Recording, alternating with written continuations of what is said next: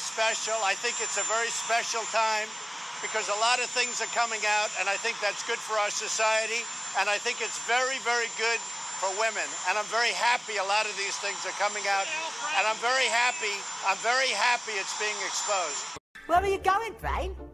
Back to the cage to plan for tomorrow night. Why? What are we going to do tomorrow night? The same thing we do every night, Pinky. Try to take over the world. Firestorm surrounding multi-millionaire Jeffrey Epstein tonight, arrested and charged with sex trafficking. Girls allegedly as young as 14. Federal agents using a crowbar to break into his home, carrying out evidence. And tonight, right here, we have new reporting on what was found inside.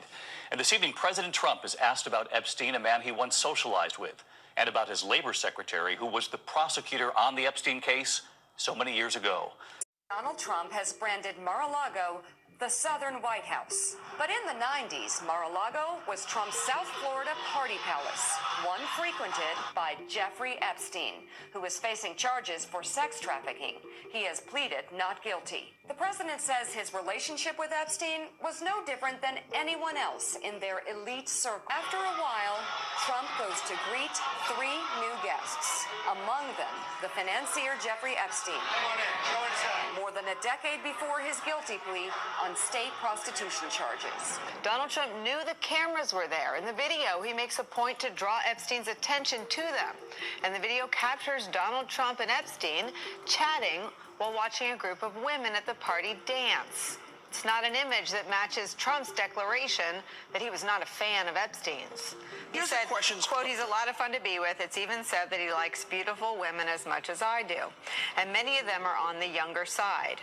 No doubt about it, Jeffrey enjoys his social life. So even that, I mean, to Bob Costa's point, in 2002, Trump had knowledge that Epstein liked women who were, quote, on the younger side. And here's my question. How many times did you see him? Was it 1? Was it 100? Right. Was he at your house? Was he at your house? Have you met any other? Make him lie, because I will tell you one thing right now. As we are sitting here, Mr. Epstein is in a little box somewhere sitting, and Joyce Vance tweeted about this, with the SDNY, and they're saying to him, we want a complete cooperation agreement, which means anybody you know that did anything illegal. There are a lot of powerful men, I think, having sleepless nights right now as a result of Mr. Epstein, and I think Trump is one of them. But the press should force him at everything. Let him get angry. Let him stomp out. Let him do whatever. Keep putting him against the wall on this. Based on that alone, once again, we're not accusing Mr. Trump of everything, but his answer of just, I broke off my friendship with him, is not good enough. What was that friendship? Well, look, I think the big unanswered question about Epstein is, you hear there's been a lot of, people going out and getting him women, young girls. Question is, was he getting them for anybody else, number one? Number two, who was it that was getting him the women? I think there's a much broader net to be cast here than just one person, because he can't do it alone. Breaking news involving a woman who claims Donald Trump raped her when she was 13. KCAL 9's Peter Dowd is live in Woodland Hills now, where the woman was set to go public less than an hour ago. Peter. Yeah, Lena and Juan, definitely some confusion here since that woman who is accusing Trump of raping her when she was a child decided not to appear. Instead, her attorney came out and said that the woman was too afraid to speak. Media from all over the world came out to hear what that woman had to say. Now, this was a planned news conference, but it didn't happen. The woman had filed a lawsuit alleging Trump sexually assaulted her at several different parties in 1994 when she was only 13 years old. Attorney Lisa Bloom said the woman, who has gone by the pseudonym Jane Doe, had received numerous terrible threats and gave a short statement. Jane Doe has received numerous threats today, as have all the Trump accusers that I have represented. She is living in fear. She has decided that she is too afraid to show her face. She's been here all day, ready to do it, but unfortunately, she's in terrible fear. Bloom is the daughter of attorney Gloria Allred, who has also held press conferences with women accusing Trump of sexual assault, but Trump's attorneys have vigorously denied those allegations, and they're threatening legal action after the election. One editor with a gold. I better use some Tic Tacs just in case I start kissing her. I'm automatically attracted to beautiful. I just start kissing them. It's like a magnet. You just kiss. I don't even wait. And when you're a star, they let you do it. You can do anything. Whatever you want. Grab them by the pussy. Are you saying that what you said on that bus 11 years ago, that you did not actually kiss women without consent or grope women without consent. I have great respect for women. Nobody has more respect for women than I do. So for the record, you're saying you never did that? I said things that, frankly, you hear these things are said, and I was embarrassed by it. But I have tremendous respect for women. Have you ever and done those women things? have respect for me, and I will tell you, no, I have not. And I will tell you that I'm going to make our country safe. He just started grabbing me and trying to kiss me, and then I realized that he was putting his hand up my skirt. And I'm talking to my friend who I'm sitting to and across from on my left side. I'm very clear on this. This is the vivid part for me.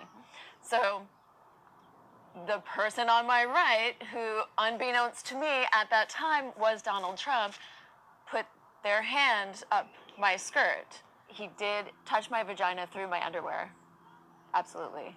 Donald sat me right next to him. He placed me right next to him.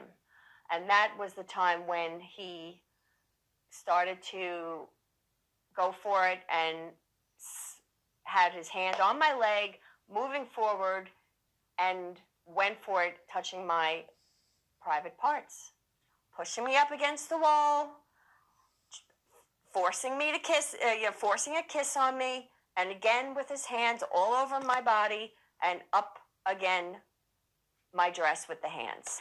And it was at that time where he turned to me and embraced me and gave me a kiss on the lips. I remember him coming out, and the first thing he did was just smile and give me a warm embrace with another kiss. And I remember immediately thinking, what does he think this is? Somebody that you've never seen that said, oh, in 1992, he went like this. One came out recently where I was sitting alone in some club. I really don't sit alone that much. Honestly, folks, I don't think I sit alone. I go into a group, I was sitting alone by myself. Like that. And then I went, what? When I saw him at the debate, and Anderson Cooper asked him, have you ever kissed a woman without consent? And he said, no. I just think all those feelings rushed back to me. I felt that it was my responsibility to write something at that point. Why didn't she write what she said happened before she wrote the story? Why didn't she put it in the story? The story would have been one of the big stories. I was the big star of The Apprentice. Why didn't she do it 12 years ago? 12 years ago. She's writing the story. Now think of this. Think of this.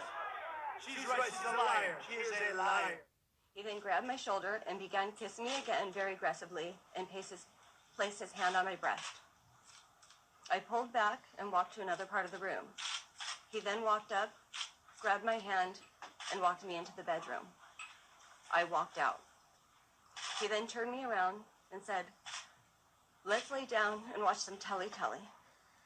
He put me in an embrace, and I tried to push him away.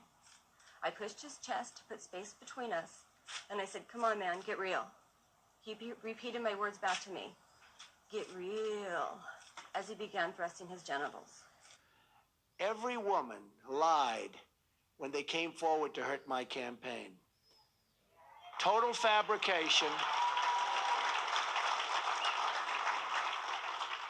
The events never happened.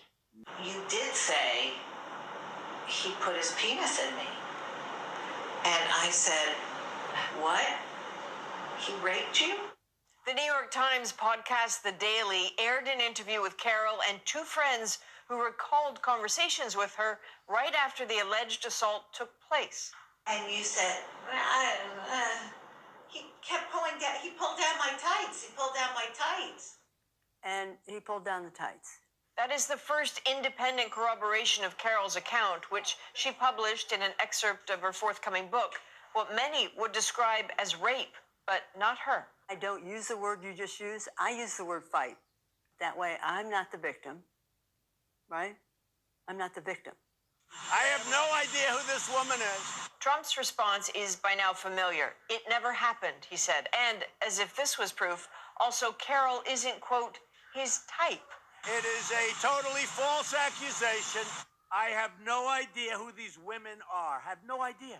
He's used language like that before against some of the other 22 plus women who've come forward with allegations of misconduct. Believe me, she would not be my first choice, that I can tell you. As another Trump accuser noted, He really needs a new script, but he's not going to change. And he's gotten away with it. I moved on her like a... but Carol has credibility to those who remember the way Trump boasted on a hot mic in 2005. When you're a star, they let you do it. You can do anything. Whatever you want. Grab them by the... You can do anything. Once upon a time, a rape allegation against a sitting U.S. president would be front-page news for weeks. But after Carol went public with her account, most papers, including the New York Times, initially relegated it to the back pages. They're pure fiction and they're outright lies. Either the accusations are just what Trump says they are, or after years of this, he has perfected the art of damage control. But either way, there is a numbness to unproven accusations now, and accounts like Carol's risk becoming background noise. Thank you.